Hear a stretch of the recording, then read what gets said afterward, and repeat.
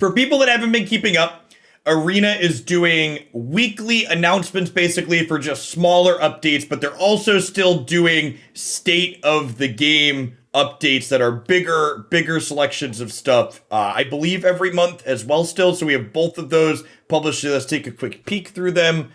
Store updates with new stickers. These are this is cute with the calculator. I'm glad they're incorporating memes into their stickers. I don't know, there's just something.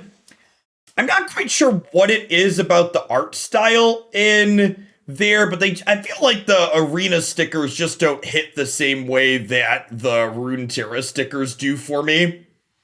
Yeah, like they're just not quite the same level of polished. It feels like, and the Rowan one's the first one I've looked at that I'm like, yeah, that's neat, that's cute. I like that they're doing that, but like I like how like her hand is disconnected here feels kind of weird. And like I think it's the level of stillness in it that makes them feel awkward. Like the fact that like she's winking but the rest of her face is completely still feels very unnatural and like computerized, or yeah, just unnatural. I think is it. We're getting Japanese alt art mystical archives. Looks like for 10,000 to 12,000 gold coins each. We're getting a pet and some alt arts here. Upcoming events. Cube draft is there until the 15th. We're going to be doing some more cubes on stream. We had a positive response to cube.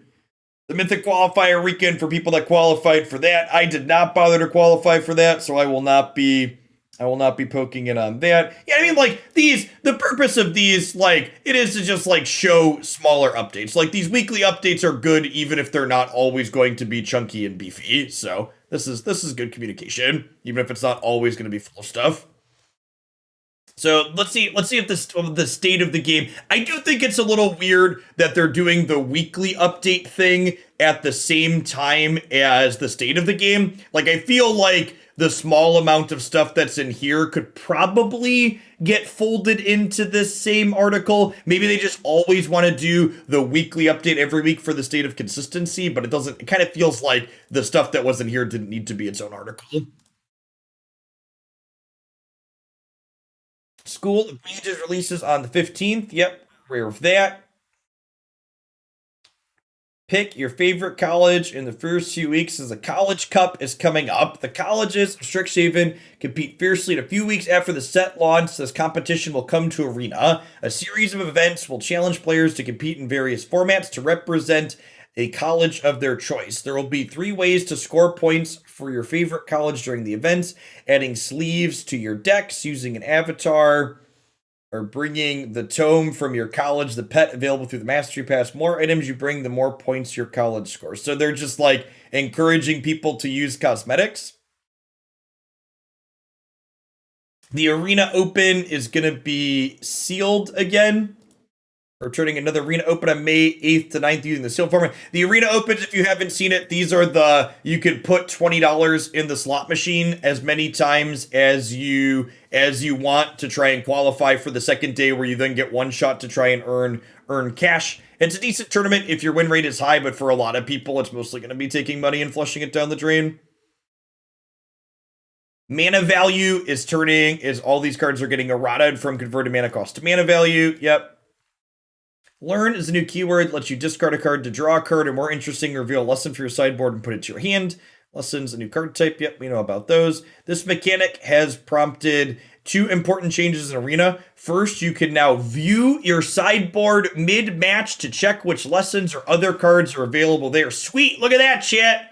That's a new quality of life feature. They told me we didn't get those anymore. We get quality of life feature improvements in Arena. That's exciting. Changes to best of 1 sideboard. Starting with Strixhaven release, best of 1 matches will use a 7-card sideboard, and best of 3 matches will use 15-card sideboards. We're making this change because sideboards basically have two uses. One is to change your deck between games in best of 3, which is to better configure it against the deck your opponent's playing. The other is used in both types of matches, which is frequently called a wish board, a group of cards that we brought into the game from the outside. Learn and Strixhaven's a great example of this. In best of 3, players using cards with Learn are forced to figure out how to divide their 15 card sideboard slots between lesson cards to improve their deck and decide actually. Honestly, the deck builder will clearly show which cardboard cards you're using. Oh, this is hopefully if you flag your deck as traditional standard, it won't divide it up like this. This would be annoying if I was playing traditional standard and it broke my thing up. I agree, TDM. I feel like this change is kind of awkward, and I would have liked to see exactly what TDM suggested there, where I think they should just get rid of sideboards in best of 1, and there should be just like a 5-card wish board as a feature of Magic. You want it to be 7 cards, you determine you want 7 cards for it, that's fine too, but like, I think the wish board should be separate from the actual sideboard, because a lot of these learn cards are just not going to be competitive in standard, because it's not worth giving up sideboard slots in best of 3 for these lesson effects. They're just not quite powerful enough to be worth giving up a board slot. And I think that would have been much cleaner to just like create something called the wish board mechanically in Magic, where lessons and other cards you grab from outside of the game go, and then have that be separate from your sideboard in its entirety, and then just get rid of sideboards in best of 1 because they don't make sense there, rather than having this awkward segmented sideboard thing for that format. When a creature with ward is targeted by a spell or ability opponent controls, the opponent must pay an extra cost. Ward's an evergreen keyword, expect to see it back in future set. Sure. No, striking features of the campus, the Biblioplex. Yeah, these are the mystical archives. Is this confirming the rates at which we'll open those?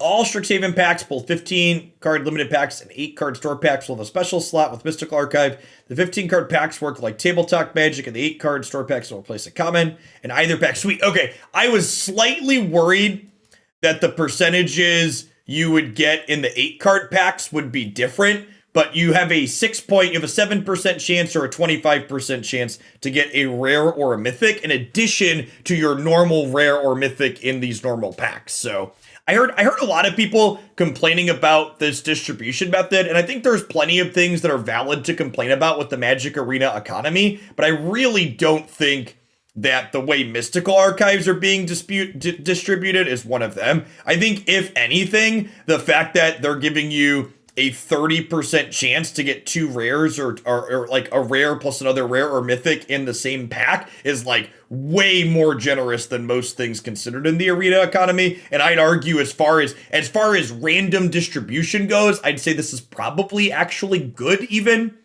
I think the only thing that would be better than what they're doing here is if they let you buy all of them historic archive style, and obviously they don't want to do that because that's not profitable for them to do, right? So remember, profits ultimately drive decisions that they make, and this seems fairly generous considering what they normally do.